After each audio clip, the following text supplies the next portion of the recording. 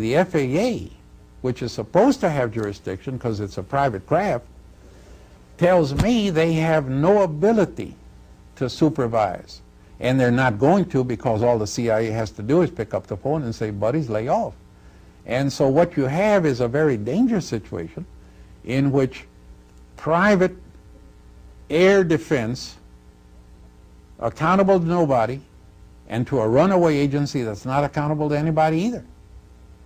Because the president, even the director of the CIA, all over the past years, when you spoke about the incidents you had read about, himself isn't aware of what the Office of Security, OS, is doing. That is, Office of Security for the CIA. These are the ones that were plotting, for instance, together with the White House Special Committee or office or group that was organized in the autumn of 1971, later became tabbed as the Plumbers, because a young director they brought in, a young fellow by the name of Bennett, he was about 34 years old, in the Nixon administration that was plagued with paranoia. Secretary Kissinger was sure that everybody was leaking on him, so he didn't trust anybody except the naval intelligence. The chairman of the Joint Chiefs of Staff, Admiral Moore, didn't trust Kissinger, called him a secret agent of the Soviets, and Nixon became obsessed with the idea that everything was being leaked out of the White House, so they formed this group. This guy Bennett then called in, and up shows one James McCord, one E. Howard Hunt, one Gordon Liddy, and so they're sitting there figuring out how to plug leaks, and they said, well, one of the biggest leakers is Jack Anderson. Why, did you see the column he published the other day? He's bound to have gotten that through a leak. So then they met in the executive building to figure out how they were going to knock off, not control the leak, but knock off Jack Anderson. Kill him? Absolutely. And so then Liddy says, well, I know there's a doctor that's been working on some things over at the CIA. I think he's retired, but let's get him, and he has ways. I've learned about it. So they called this doctor. When he found out what was in their mind, he got scared, and he said, no. What I can do, though, is give you some chemicals that we've been developing. You know, the psychedelic drugs and all of that were developed by the CIA. And he said, if you can find a way to have this ingested by the man, say half an hour before he speaks at the National Press Club, by the middle of his speech he'll be a drooling idiot and he'll be discredited. And they said, oh no. Gordon Liddy said, that's too slow. He said, now the CIA has ways. I'll tell you what,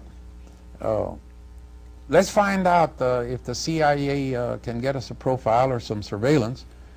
Can anybody tell us, does Jack Anderson jog over there in Georgetown? If so, we ought to be able to find a truck, meaning a truck to knock him off. Then the CIA, now this is a thing that I'm telling you has had me the most disturbed. This is when a lot of my innocence, as well as I think most Americans, was lost. The CIA detailed 12 agents, one full dozen, to conduct round-the-clock surveillance of Jack Anderson's home from January to April of '72. Now that was illegal because under the National Security Act of 1947, the CIA is prohibited from such activity. The CIA is prohibited from domestic activity. And yet, that hasn't been the case because it's runaway, it's unaccountable, and what you could say is a bureau, like the Office of Security, when it became obsessed with the idea that they had moles, it was terrible. They were bugging the director. The director of the CIA? They were bugging the director of the CIA in a Washington hotel. Well, you know, some people say the CIA is a renegade agency, it's out of control. Other people say it is definitely controlled by the president. No way. Other people say, well, portions of the CIA are out of control and renegade, not even controllable by the director. That's what I'm saying. So that's what you think. That's what I'm saying. I'm saying that such offices within the CIA structure as the Office of Security has operated in such a way that not only is a CIA director totally ignorant, it's operating to make sure that he does know what's going on. Now, when you have that, what do you have?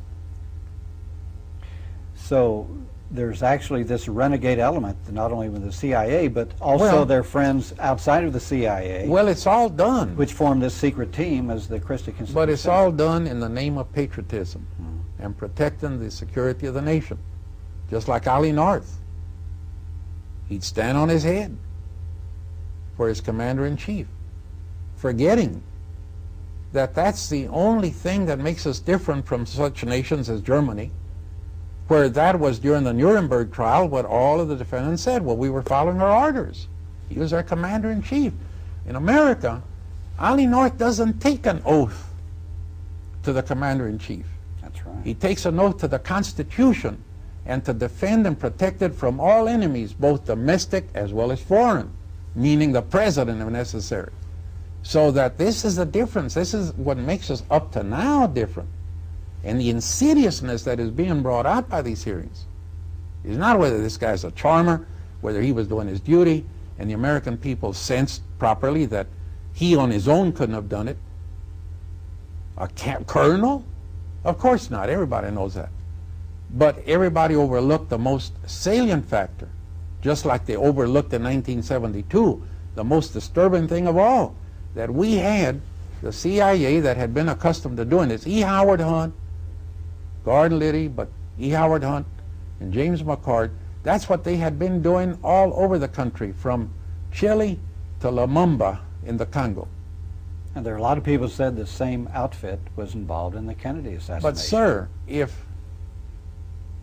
if a human being is given a power for which he doesn't render any accounting, or for which he thinks he's omnipotent, you can't have anything else happening but what we're witnessing. These seem to be pretty serious things. Now, you have a historical perspective of what the United States has done in the Civil War, and World War I, World War II. How does this stack up with things that have happened in the past? It pales everything else. It's beyond everything else. If we go back to what American school children still hear about as an unfortunate thing in American history that was corrected, you know, and so that everything is okay ever since. The Third Alien Act of July 1798 provided that the President of the United States, in the event of a declared war, and the war would have been declared against France, the President then could arrest, imprison, and banish aliens from the homeland of the country with which the United States was making war. Okay, it had to be war declared, and the abuse, the disregard of the rights of aliens only from the country in belligerency. And it was never invoked. Nobody was touched by that action because of a storm of protest. Now, Henry Gonzalez said that if there is a formal declaration of law, all of these of war, that all of these acts, like the 1918 Sedition Act and the Espionage Act of 1917, they would automatically come back into effect. I think he's in error. There were 4 major laws made during World War I. The 2 you mentioned, and then one called the Sabotage Act, which made it a crime against the war interests of the United States to stop working, which is to say, to participate in a strike. Right. And then there was a 4th final sweeping Alien Act, in which not just Germans, but any aliens could be put in jail if they were suspect, and chiefly suspect of anarchism. Now, I don't think those laws can be re-invoked. They weren't in World War II. That's why the Smith Act was written. But what we have here is a record of preparing for war by preparing to make a kind of war against our own people. In the U.S. Constitution, every alien has every protection that we citizens have. And these laws suspended that, and those laws have been held constitutional. And this FEMA stuff isn't just against aliens, it's against everybody. Anybody. Now, if you go down to the Smith Act of 1940, the Alien Registration Act, no time of war, all right, it's because of a situation in which war may become likely, any alien of any nationality can be detained or deported for any suspicious action to the safety of the United States. That's getting more extreme, but at least the context is war is likely. Now we have, and in 1940 there was not a politician in the United States who, when he thought of the word war in connection with the United States, did not assume a congressional debate and a vote to declare war. Now there isn't a politician who thinks that any such debate is plausible anymore. That's a great, regrettable change. The Emergency Detention Act of 1950, which is part of the so-called McCarran Act, absented the condition of war altogether. It was for an emergency to be declared by the presidency.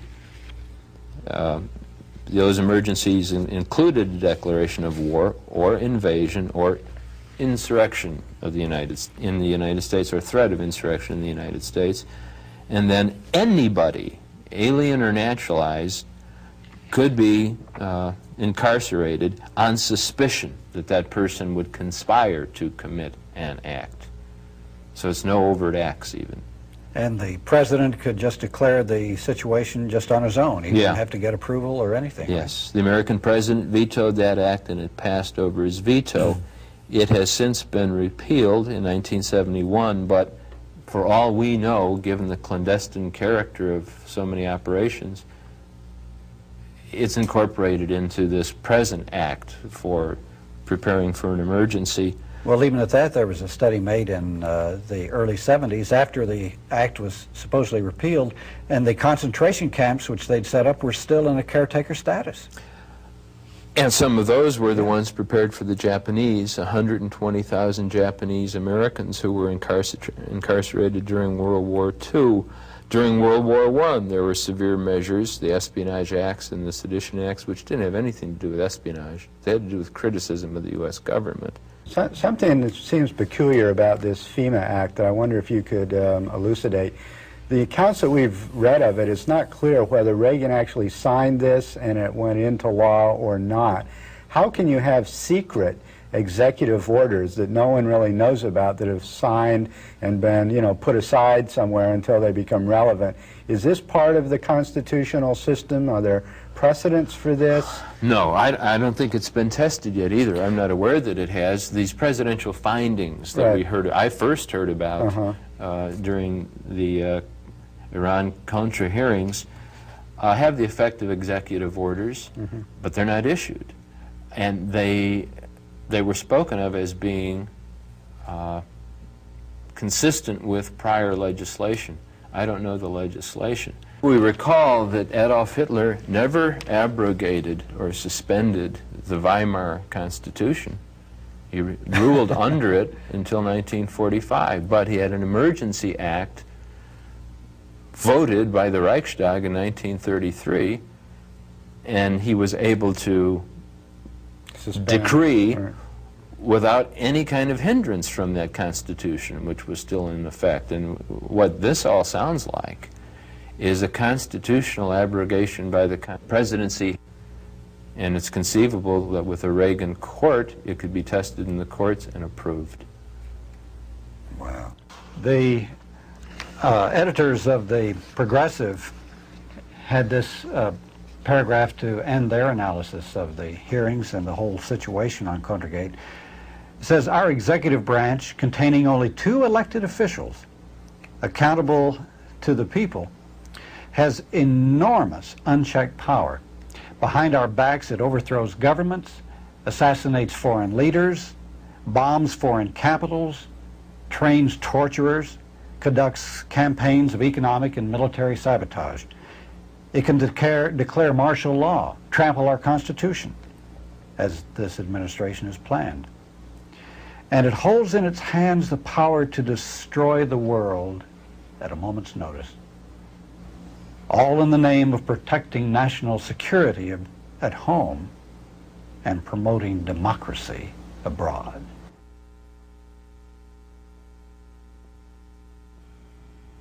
And that's Alternative Views for this time.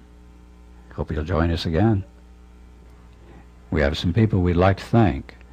Our camera person and audio person, Eric Eubank, doing both jobs. Austin Community Television for the use of their equipment.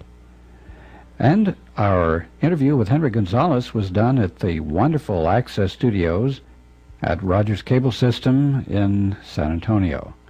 We particularly like to thank Julian Reyna for doing such a wonderful job in directing, and all the wonderful crew that made it look so good.